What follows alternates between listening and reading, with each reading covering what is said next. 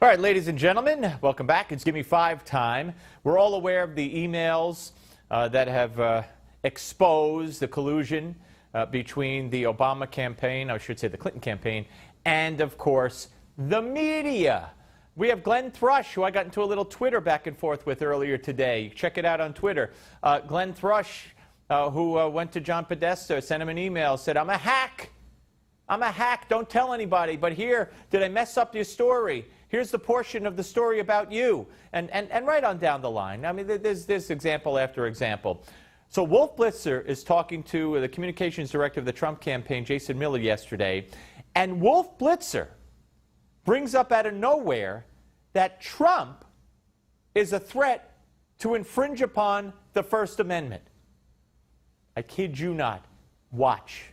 There's a lot of concern, especially those of us in the news media, journalists, that he's trying to undermine the First Amendment freedom of speech by going after the news media, raising all sorts of sordid questions about the news media.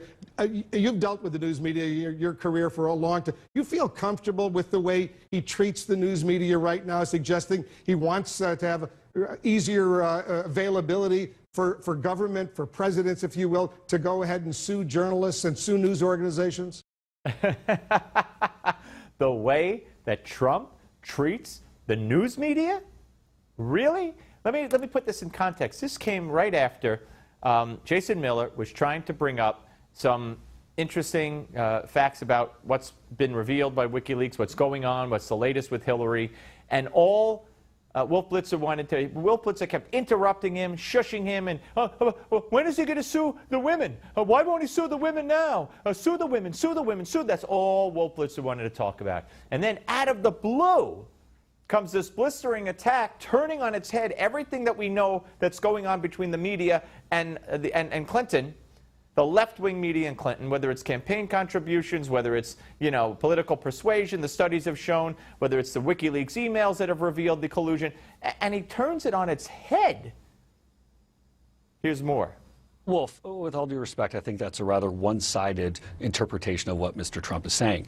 The reason why people love Mr. Trump is because he's willing to fight back. He's willing to stand up against this rigged system. He's willing to make his voice heard, and he's not going to be a wallflower that's going to get pushed around. And so when we see the incredible, I mean, even your very own respected Jake Tapper, who I think is one of the best in the business, is someone who's called out media bias, talking about the fact that there have been an incredible amount more time spent on attacks against Mr. Trump than against Secretary Clinton.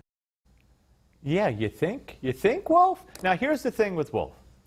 Either Wolf is ignorant. I mean, just ignorant. Blind to everything. Okay? And earlier in the day, he had, right after Glenn Thrush was on a different show, he came on, and he had Debbie Wasserman Schultz, who he let say, oh, Obamacare, the premiums are going up at a slower rate than before Obamacare. We have the slowest growth of premiums on health care ever. They used to go up much more than this. Really? And Wolf just shut up, let her speak, Debbie Wasserman Schultz. Anyway, honorary chairman of the Hillary campaign, she got that position after she had to resign in disgrace from the DNC. So Hillary hired her the next day. Media didn't report that either. Wolf's media. So Wolf is either, ignorant as could be, or he's brilliantly flipping this. And I got to figure it's a brilliant attempt at flipping it. It didn't work with Jason Miller. It's not working with me. And I'm sure it doesn't work with most of the American public, who would have to be pretty ignorant to buy this stuff. But didn't stop him. Here's more. The reality is that it is biased, Wolf. There's no doubt that there's a bias out there, that conservatives are biased, liberals are biased, no doubt about that. The whole point, though, is you don't go after the First Amendment and freedom of the press. That is sacred, as you know, as I know, our viewers know. You don't try to undermine that and say we're going to change the rules of the game, because free press is so critical to our country. I assume you agree with me on that. As does Mr. Trump.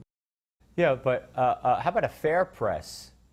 Saying there's bias on the left, there's bias on the right, doesn't address what we now have proof of from these WikiLeaks emails, that the journalists, even Brian Stelter on CNN, said he's proud of what journalists are doing. They're protecting democracy, in effect, by bashing Trump and favoring Hillary. He's proud of that. So Wolf is saying basically, or what he should be saying is, I'm okay with journalists not being fair anymore.